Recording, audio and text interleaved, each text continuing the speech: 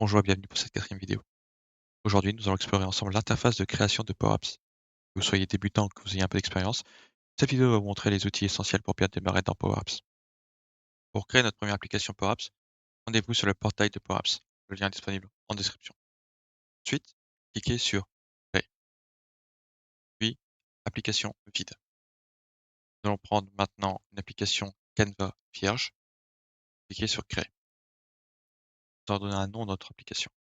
Dans mon cas, je vais l'appeler Guide. En dessous, vous pouvez voir que vous avez deux formats, le format tablette ou le format téléphone. Ça, c'est pour le rendu de votre application. Si vous prenez le format téléphone, bien évidemment, votre application sera toute petite. C'est pour ça qu'ici, nous allons rester sur le format tablette. Cliquez maintenant sur Créer. Maintenant que notre application est créée, faisons un petit tour du propriétaire. Directement voir sur la gauche, vous avez une partie arborescence. C'est ici que vous allez retrouver toutes vos pages et tout ce qu'elles contiennent. Des champs de saisie, des affichages de texte, des images, tout sera là. Ensuite, vous pouvez voir en haut de votre écran que vous avez une barre d'outils. Pas comme dans n'importe quel logiciel Microsoft, vous me direz. Vous allez retrouver donc une partie insérer pour y ajouter par exemple des champs de saisie, des images, des icônes et bien plus. On peut y ajouter aussi directement des données.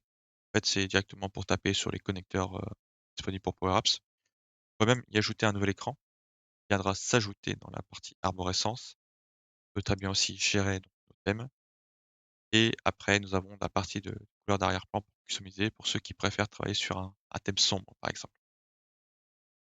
Maintenant que nous avons vu ces trois zones, nous allons nous attarder quelques instants sur certaines spécificités de l'outil. Par exemple, au niveau des propriétés, comme vous pouvez voir ici, je peux sur ma page, en passant dans la partie avancée, m'amuser à changer quelques propriétés. Ici, il n'y a pas grand-chose. Il y a beaucoup plus de choses dans le cas d'un champ de saisie, par exemple. Mais soit, ça n'a pas trop d'importance. Les propriétés qui sont disponibles à droite sont aussi disponibles en haut à gauche sur votre écran, dans le menu déroulant. Par exemple, voyons en propriété fil, qui est donc ici, et je peux y accéder depuis le menu disponible aussi en haut à gauche. Pour modifier cette propriété, je peux très bien taper dans le champ de saisie et venir retirer le white, par exemple, pour mettre un rouge. Voilà. Et je peux aussi le modifier depuis la barre PowerFX en haut de l'écran, ici. Et je peux par exemple changer pour mettre un blue.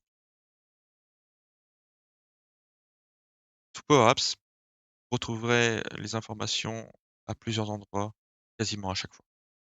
Là, je vous ai montré l'histoire des propriétés, mais c'est aussi vrai, par exemple, pour la partie gestion des données, même juste ajout dans la page. Dans le cas des insertions, nous avons vu plus tôt dans la vidéo que le menu était disponible en haut de votre écran. Donc sur Insérer, nous pouvons ajouter des champs de saisie, des étiquettes, des images et bien d'autres choses. Et ce menu est aussi disponible sur la gauche de votre écran, sur le petit plus. Vous allez retrouver exactement les mêmes choses. Pour les bases de données, c'est pareil. En haut de votre écran, vous allez ajouter des données. Vous pouvez directement aller dessus pour, par exemple, vous connecter à SharePoint, ici. Mais vous pouvez aussi le faire depuis la gauche de votre écran, sur le petit icône de carré. Et donc là, c'est pareil, ajouter une donnée, on tape SharePoint et on obtient exactement la même chose. Maintenant que nous avons vu ceci, nous allons parler un petit peu de la sauvegarde sur Power Apps. La première fois que vous créez une application, ce qui est notre cas donc là tout de suite, l'application n'a jamais été sauvegardée. La sauvegarde automatique ne se déclenche pas. Donc pour cette fois-ci, vous allez devoir faire un CTRL-S ou cliquer sur l'icône en haut à droite, la petite disquette, pour pouvoir sauvegarder votre application. À partir de là, chaque nouvelle action que vous ferez déclenchera un petit timer où votre application sauvegardera toute seule toutes les 5 minutes. Juste à côté, nous allons retrouver une icône pour publier notre application. C'est-à-dire que, par exemple, si vous travaillez sur votre application qui a été donc publiée en version 1, ce qui est notre cas quand nous sauvegardons la première fois, et que nous apportons des modifications, nous allons donc créer une nouvelle version à chaque fois que nous sauvegardons manuellement. Ce qui veut dire que si nous travaillons sur une version qui donc correspondrait à la version 2, les utilisateurs, eux, ne verront que la version 1. Tout ce que vous allez faire entre-temps ne sera pas vu pour eux. Pour qu'ils puissent le voir, vous allez devoir publier votre application. Pour ce faire, vous devrez cliquer sur publier. Dans notre cas, la première fois que nous allons cliquer sur publier, ça ne va rien faire que mis à part mettre l'application disponible pour l'utilisateur en version 1. Actuellement, nous n'avons rien fait dedans. Attardons-nous un tout petit peu sur la partie paramétrage de l'application. Pour ce faire, nous allons cliquer sur le rouage en bas à gauche et donc ici, c'est là où nous allons pouvoir changer quelques petites choses dans notre application. Par exemple, si vous voulez renommer parce que vous avez fait une faute de frappe, vous pouvez directement le faire en haut, en cliquant sur le petit crayon. Vous pouvez très bien ajouter une description aussi de votre application, qui est intéressant pour permettre aux autres personnes qui voudraient savoir à quoi sert cette application, de le voir directement donc depuis, la partie Power Apps, interface, juste avant, plutôt que de directement lancer l'application. Vous pouvez aussi très bien changer l'icône, vous pouvez changer donc, les enfin là pour le coup c'est, l'icône en elle-même, c'est juste le crayon à changer et en dessous vous avez donc la couleur d'arrière-plan à changer, et accessoirement aussi la couleur du crayon. Vous vous amusez à toucher un petit peu à tout là-dessus. Même la partie hors ligne est disponible aussi. Par contre, ce qui nous intéresse, c'est, la partie, affichage que nous allons avoir ici, qui permet donc de changer ça pour basculer par exemple en mode portrait. Si, vous avez envie de changer le rendu de votre application, même au niveau de la taille de l'écran, vous pouvez vous amuser à personnaliser ça aussi, il y a aucun problème là-dessus.